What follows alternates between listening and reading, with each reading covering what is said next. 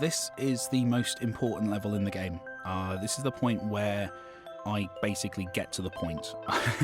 And arguably I should have done it a little bit sooner. However, this is where it is, and that's fine. So this is the point where the player has to learn how to switch characters, which is kind of the basis of the entire thing, is this switching between the characters. This is also actually one of the first levels. This is almost identical to the version that was in the... This was a weird little accident, this level, actually. There's, on Thomas on the right there, as you move up, you're moving through trigger boxes. If you don't make games, trigger boxes are basically spaces you jump into or move into, and they cause something in the game to happen. So as you move up as Thomas, you're hitting these trigger boxes which cause the walls to come in. But as a really weird coincidence, I got one of the timings wrong, so that as you moved up, there's a certain point where it looks like you can jump somewhere, you jump to it, and the wall flies out and hits you in the face. It's kind of a funny moment. And I did it, and I thought it was funny, and it felt kind of organic. And I took it to, when I started showing the game to people, it happened to everyone. It's a weird thing that it seems to catch everyone out, even though there's nothing forcing you into it. 90% of the time people get hit in the face. And most of the time they laugh, so I left it in, and I'm really happy with it, actually. It's one of those nice little coincidences that worked out really well.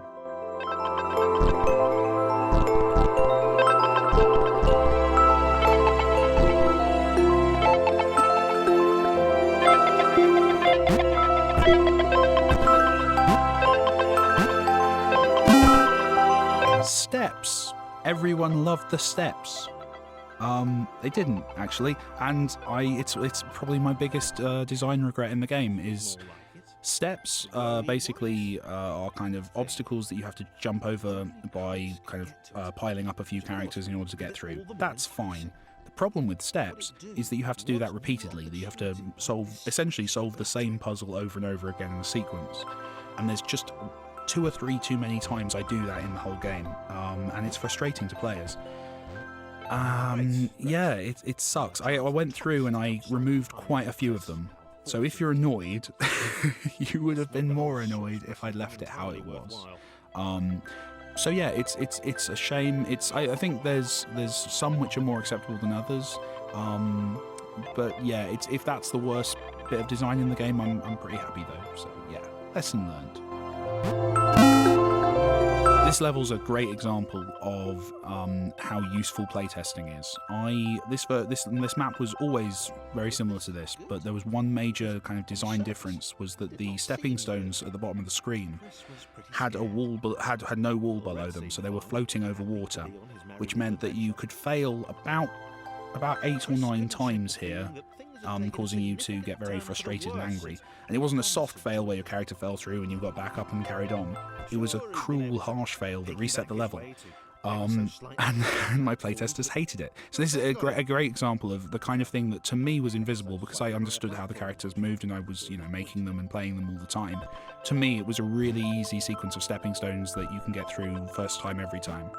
But once I put it in front of playtesters, I got emails from people saying it was taking them like 45 minutes to get through this level because of that problem. So just sticking a wall underneath, I kept the water because it looked nice, but the sticking a wall underneath really kind of helped and just smoothed people through. People are still working out the game at this stage, and I don't want to kick them too much in the face.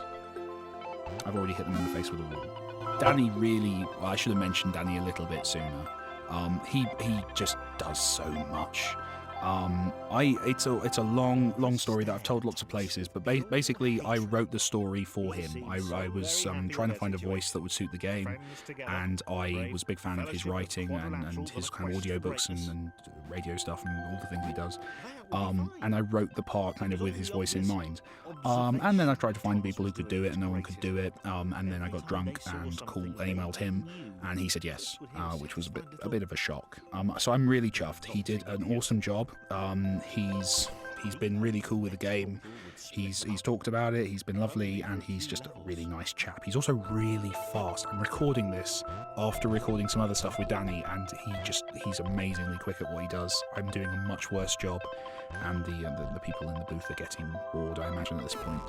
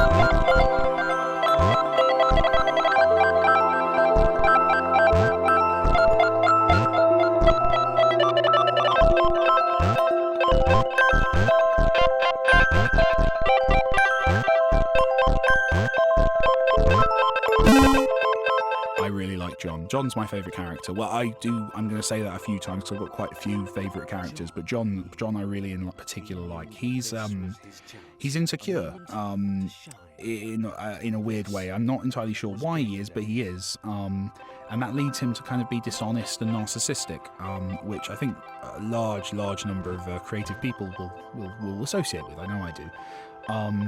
And he's so he's a really interesting character. I like the way he grows.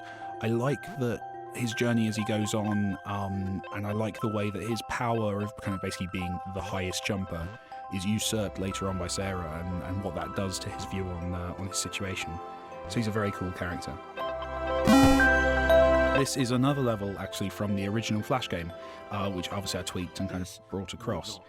I really liked the idea of confined spaces as applied to this game, because with large spaces, having multiple characters with different abilities kind of hopefully feels kind of empowering, feels like you can do anything and get anywhere. Putting them into a confined space kind of becomes an interesting kind of jumble. They get in each other's way, they trip over each other. There's a nice little bit of narration here that kind of highlights that stuff, but it was just something really cool to play with. The other thing is, and I do this all over the place in this game, is I really love adding a character who has a specific ability and then not letting you use it for a little while. But specifically because I just think it builds anticipation. You know John can jump really high. You've seen that, and to then put him in a space where you can't play with that button is just kind of hopefully kind of intriguing and frustrating, and you want to pull through, and you're kind of with John in this level. John is angered by his situation, he just wants to be free. So hopefully kind of the player aligns at that point with John. This level exists solely to allow the player to feel their way into John. This is a chance for you to basically make him jump properly for the first time, and hopefully because of the constraints in the last level, that feels awesome. And I actually use the word awesome in the narration just to push you in case that's not how you're feeling. You should, it's a very good game. And then, yeah, so you've now got access to this awesome jump, and you can do what you feel. John decided to press the switch to let the little dots catch up with him. John cared for his new allies. You could tell from the sympathetic expression he'd practiced in the mirror all these years.